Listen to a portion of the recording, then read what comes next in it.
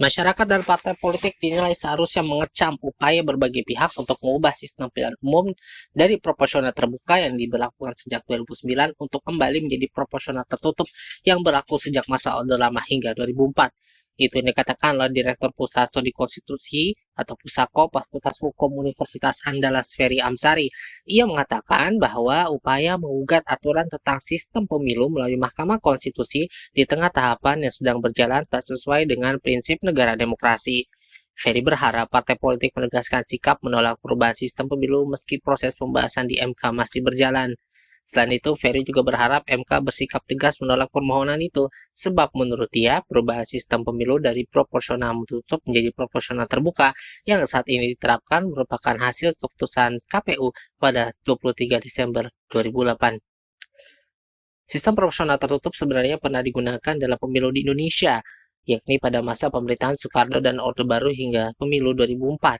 Akan tetapi mulai putusan MK nomor 22/24/PU/PI/2008 tertanggal 23 Desember 2008 memutuskan tidak lagi menerapkan sistem pemilu proporsional tertutup dan menerapkan sistem proporsional terbuka.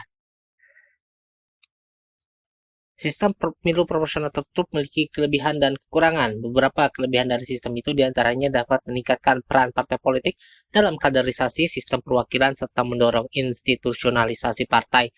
Selain itu, kelebihan lainnya ialah memudahkan partai politik dalam mengisi kuota perempuan atau kelompok etnis minoritas. Hal ini karena partai politik mempunyai kewenangan menentukan calon legislatifnya. Sementara kekurangan sistem proporsional tertutup diantaranya berpotensi menguatkan oligarki di internal partai. Selain itu juga dapat memunculkan potensi politik uang di internal partai dalam hal jual beli nomor urut. Sedangkan kelebihan sistem proporsional terbuka adalah mendorong kandidat bersaing dalam memobilisasi dukungan massa untuk kemenangan, terbangunnya kedekatan antara pemilih dengan kandidat. Lalu pemilih dapat memberikan suaranya secara langsung kepada kandidat yang dikehendakinya. Selain itu, partisipasi dan kendali masyarakat meningkat sehingga mendorong peningkatan kinerja partai dan parlemen. Sedangkan kelemahan sistem proporsional terbuka adalah membutuhkan modal politik yang cukup besar, sehingga peluang terjadinya politik uang sangat tinggi. Selain itu, penghitungan hasil suara jauh lebih rumit dibanding sistem proporsional tertutup. Kelemahan lainnya dari sistem proporsional terbuka ini adalah sulit menegakkan kuota gender dan etnis.